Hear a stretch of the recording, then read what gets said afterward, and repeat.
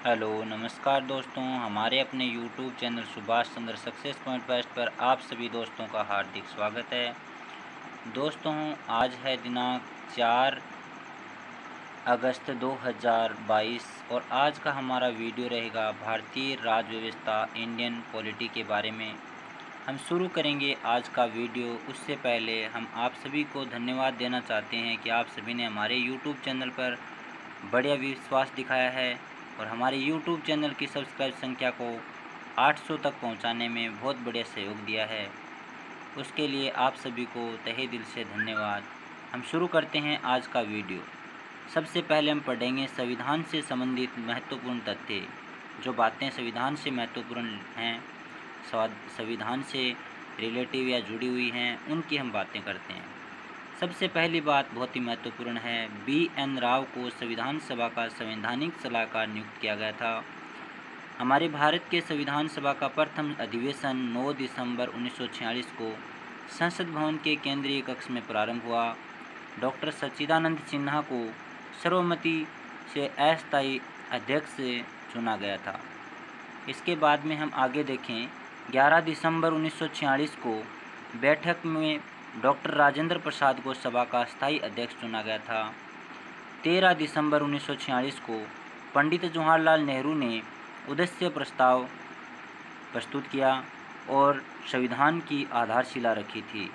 इसके बाद में हम आगे देखें, संविधान के निर्माण का कार्य करने के लिए अनेक समितियां बनाई गई, जिसमें प्रमुख डॉक्टर भीमराव अंबेडकर जी की अध्यक्षता में बनी और 7 सदस्यों वाली प्रारूप समिति इसको कहा गया था। इसमें 7 सदस्य शामिल थे। प्रारूप समिति में डॉक्टर भीमराव अंबेडकर के अतिरिक्त सर्वश्री गोपाला स्वामी अय्यंगर, अल्लादी कृष्णा स्वामी अय्यर, KM मुंशी, मोहम्मद सादुल्लाह, DP खेतान और 1948 में इनकी मृत्यु के पश्चात TT कृष्णामाचारी और N माधवराव अन्य सदस्य थे। इसके बाद में हम अगले पॉइंट में चर्चा करें।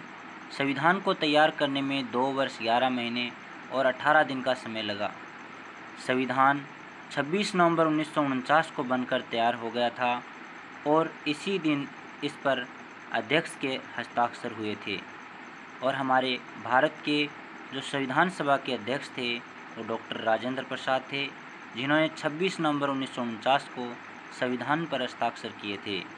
हालांकि संविधान 26 नवंबर 1949 को तैयार हो गया था, परंतु इसके अधिकतर भागों को 26 जनवरी 1950 को लागू किया गया, क्योंकि सन 1930 से ही संपूर्ण भारत में 26 जनवरी का दिन स्वाधीनता दिवस के रूप में मनाया जाता था। इसलिए 26 जनवरी 1950 को प्रथम गणतंत्र दिवस मनाया गया।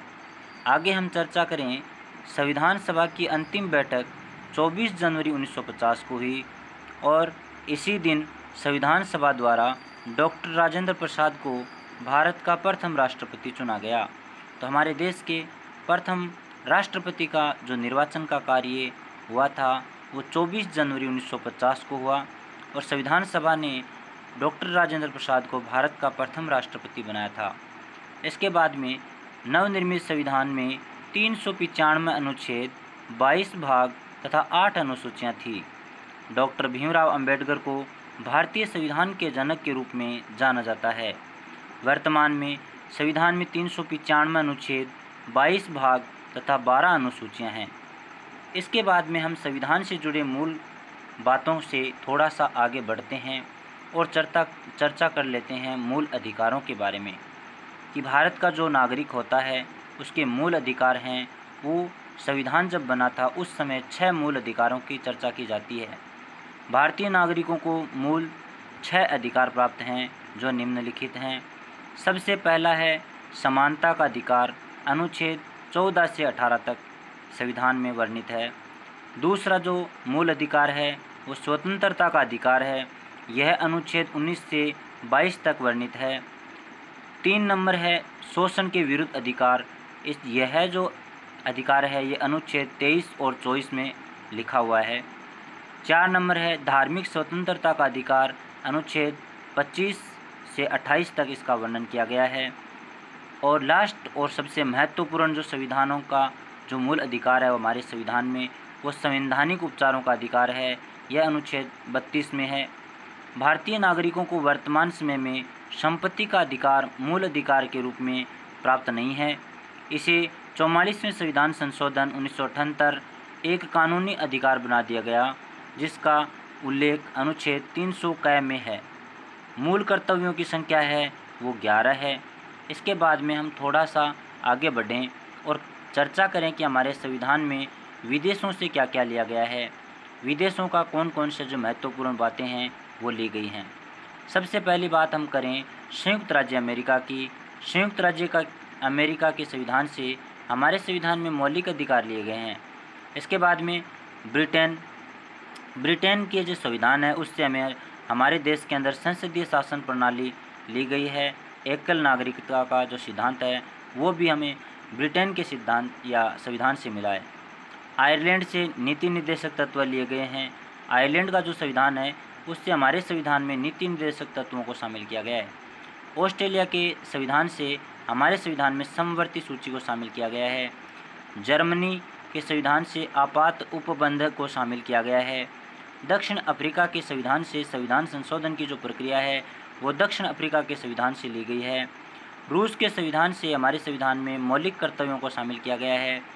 कनाडा का जो संविधान है उससे हमारे संविधान में संघात्मक विशेषताएं ली गई हैं।